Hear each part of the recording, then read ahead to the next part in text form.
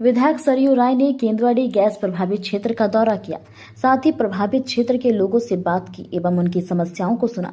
इस दौरान उन्होंने राहत शिविर का भी मुआयना किया। निरीक्षण के उपरांत सरयू राय ने सर्किट हाउस में प्रेस कॉन्फ्रेंस आयोजित किया। प्रेस कॉन्फ्रेंस में सरयू राय ने बताया कि गैस प्रभावित क्षेत्र के लोगों के समक्ष बड़ी संकट गहराया है। इस संकट के लिए बीसीसीएल प्रबंधन और डीजीएमएस जिम्मेवार है। दोनों ही संस्थान गैस निकालने की दिशा में कोई प्रयास नहीं कर रही है। उन्होंने कहा कि 1914 से माइंस चल रही है।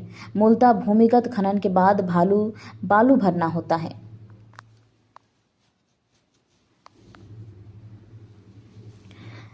मूलतः भूमिगत खनन के बाद बालू भरना होता है, जबकि ऐसा नहीं करके बीसीसीएल ने केवल मुहाने पर दीवार दे दिया है। ऐसे में गैस का दबाव बढ़ेगा तो गैस धरती फाड़ कर निकलेगी, हवा के संपर्क में आएगी। उन्हीं दीवारों को तोड़कर अवैध माइनिंग हो रही है। अवैध माइनिंग रोकने का कोई भी प्रयास बीसीसीएल नहीं कर रही है। इस समय बीसीसीएल से अधिक खतरनाक भूमिका डीजीएमएस की दिखाई दे रही है।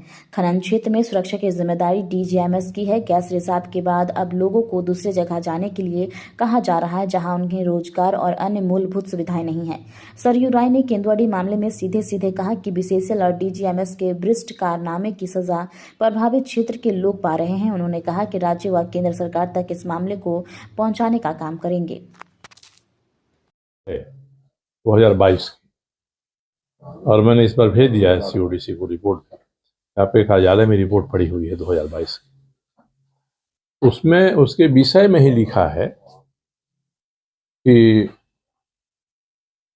ढुल्लू महतो के विरुद्ध जो शिकायत प्राप्त हुई है उसकी जांच करने के बाद अमीन और सीआई ने ये रिपोर्ट सीओ को दिया है।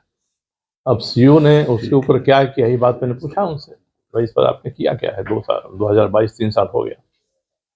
और विधानसभा में जब कोई रिपोर्ट आप देते हैं तो आप तो संतुष्ट होंगे ना कि भाई ये अतिक्रमण किसने कर दिया है। आप नाम बता नहीं रहे हैं, नाम नहीं बता रहे। कल एक सांसद का बयान भी वायरल हो रहा था। बीसीसीएल के जो अभी वर्तमान सीएमडी हैं मनोज अग्रवाल, उन पर एक बड़ा आरोप उनका था कि ये जहां जहां गए थे भ्रष्टाचार किए। अब उनकी कुंडली उनके पास होगी, मेरे पास नहीं है। चिटाही से 200-250 गाड़ी कौन निकाला? नहीं, मुझे आसपास के गांव के लोग आज भी आए हों, वही बताते हैं कि रात में निकलता है। द्वारा निकाला जा रहा है।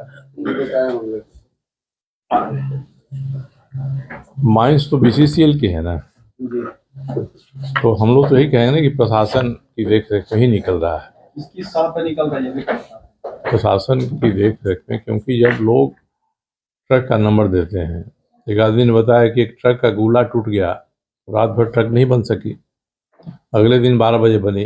इस बीच में भी थाना 10 बार कहने के बाद भी वहाँ थाना नहीं गया। तो स्थिति है उस क्षेत्र में भी और दूसरे क्षेत्रों में भी। अब तो पुलिस के भी कप्तान बदल गए, पहले जो थे उनके बारे में चर्चा थी कि उनकी भी रुचि रहती है इसमें, और अब तो उनको सरकार ने हटा दिया, दूसरे आ गए। तो ये हम लोग इतनी चीज़ों को ही कर रहे हैं जिसके बारे में प्रमाण है, व्हाट्सएप आता है, नंबर आता है ट्रकों का, एक बार भी जांच नहीं होती है उसकी। समझ है, मैं आपके सामने इस बात को रख रहा हूँ, और जितना भी हमसे बन पड़ेगा हम समस्या के इस पहलू को झारखंड सरकार से लेकर भारत सरकार तक पहुंचाने का प्रयास मैं करूंगा। यानी ये मैन मेड क्राइसिस है, मानव निर्मित संकट ये है। जो सफ़ेद पोश लोग हैं उन्होंने संकट खड़ा किया है, और जो निरीह जनता है इस संकट का खामियाजा भुगत रही है। और हम इतने असंवेदनशील हो गए हैं कि इसके सही आयाम को नज़रअंदाज कर रहे हैं। और आज तो हम लोग गए थे देखने के लिए, वहाँ जो राहत शिविर लगा है, ठीक है, राहत शिविर लगा दिया है, नीचे सोने के लिए बिछा दिया है, कंबल रख दिया है, सब कर दिया आपने।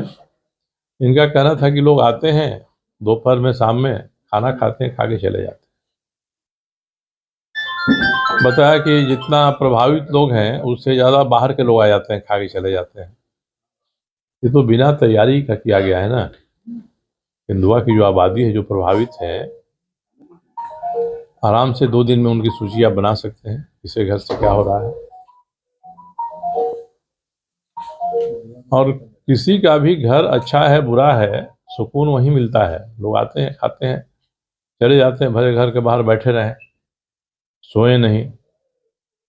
तो जो मानवीय पहलू है इस संकट का, इसकी ओर ध्यान नहीं दिया जाना एक तरह से निंदनीय है, शर्मनाक है। ये तो एक विषय था जिसके लिए हम लोग आज यहाँ